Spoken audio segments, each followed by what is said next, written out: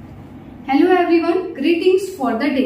जैसा कि अभी तक की हिंदी वीडियोस के माध्यम से हम सभी लोगों ने आ से लेकर औ तक की मात्राएं सीख ली हैं। इसी क्रम में चलते हुए आज हम सभी लोग सीखेंगे अंग और अहा की मात्रा। किसकी? अंग और अहा की मात्रा। जैसा कि इससे पहले वर्णमाला वाली वीडियो में हमने बताया है कि हमको अक्षर को छोटा आ, बड़ा आ, छोटी ई, बड़ी ई ऐसे नहीं पढ़ना है।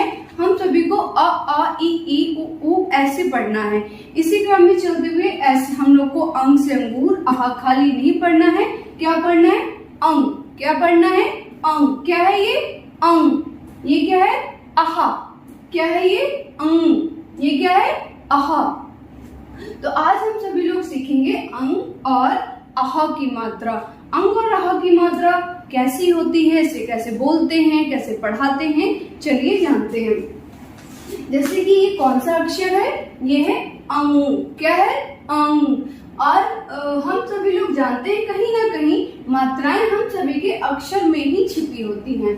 तो जैसे देखिए मैंने यहाँ पे इसको हाइड कर दिया, अ को हाइड कर दिया, तो हमें कौन सी मात्रा मिल गई? हमें मिल गई अंग की मात्रा। किसकी मात्रा मिल गई? अंग की मात्रा। ये कौन सी मात्रा है?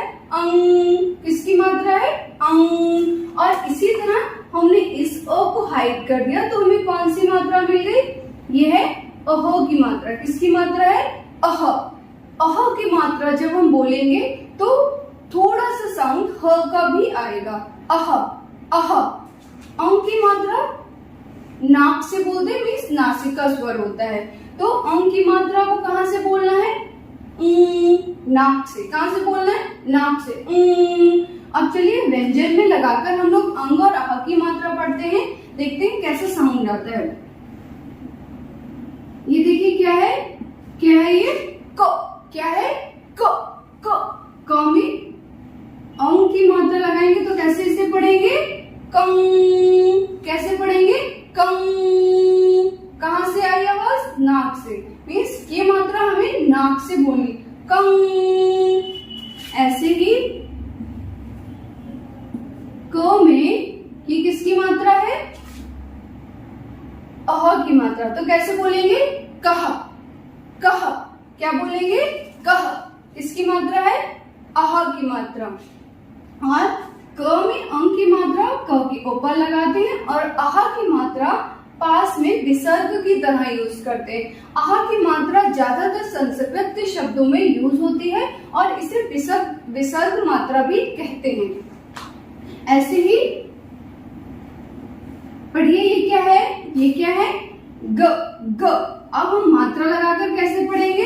गंग। बोलिए गंग। कहाँ से स्वर आया? नाक से।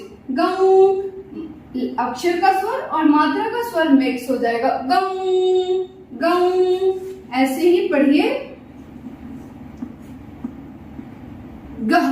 क्या पढ़ेंगे? गह। गह। हो का थोड़ा सा साउंड। गह। गह। ये देखिए क्या है? प। प। वहां पर किसकी मात्रा है? अंग की। पंग। पंग। क्या है? पंग।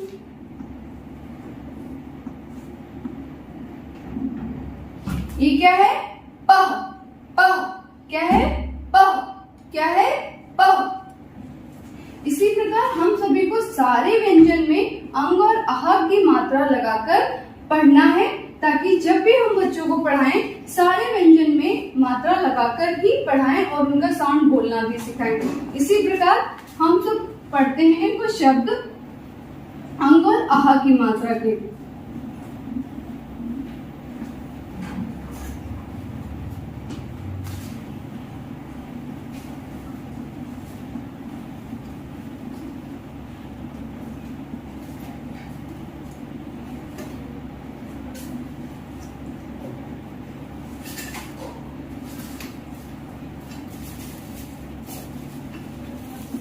क्या राइट है ये? देखिए क्या राइट, इसको क्या पढ़ना है? चंगा। चंगा। क्या पढ़ेंगे? चंगा।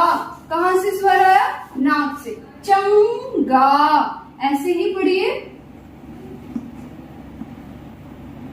पंगा। क्या पढ़ेंगे इसे? पंगा।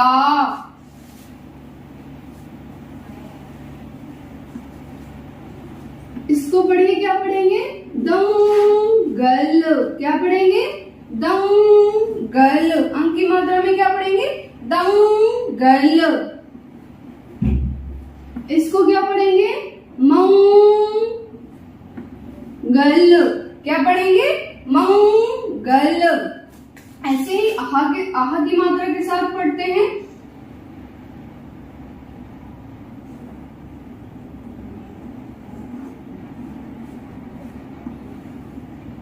क्या पढ़ेंगे इसे? पुनः।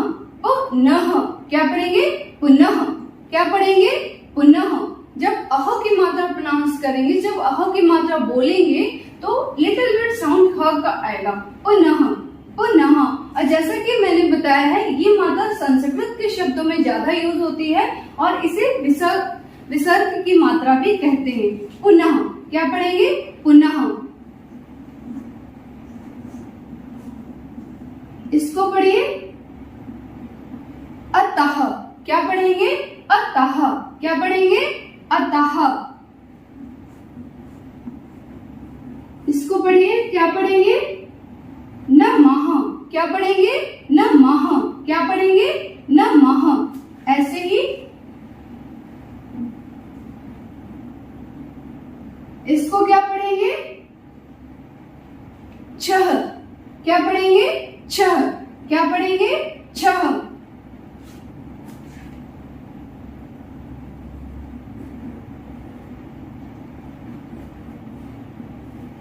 इसको क्या पढ़ेंगे?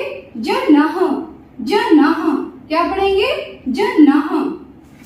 तो इसी प्रकार हम सभी को सारे व्यंजन में अंग और आह की मात्रा लगाकर बोलना है, बच्चों से भी बुलवाना है और इस प्रकार हम शब्दों को पढ़ लेंगे।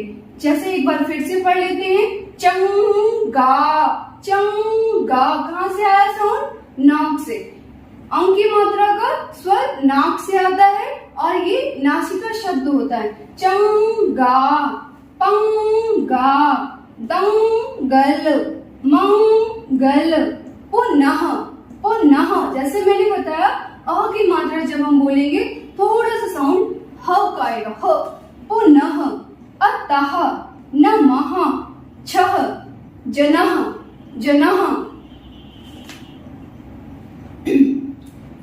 इसी प्रकार हम सभी लोग अंग और आह की मात्रा को पढ़ेंगे, पढ़ना सीखेंगे और बच्चों को भी पढ़ाएंगे।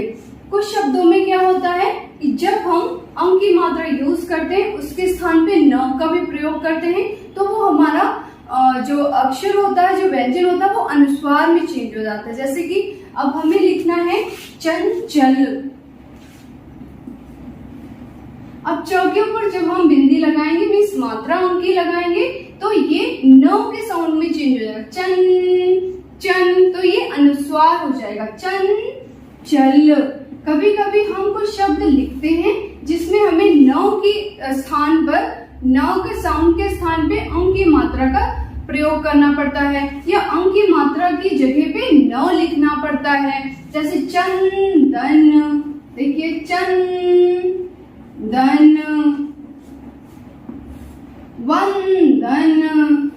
वंदन। इन शब्दों में क्या है? न का साउंड आ रहा है, तो चाहे तो हम ना लिख सकते हैं या अंक की मात्रा लगा सकते हैं। इन शब्दों को लिखने में अंक की मात्रा को अनुस्वार के रूप में बोलना पड़ेगा। ठीक है, तो ऐसे ही हम सभी लोग अंक और आह की मात्रा पढ़ेंगे और पढ़ना सिखाएंगे। Thank you.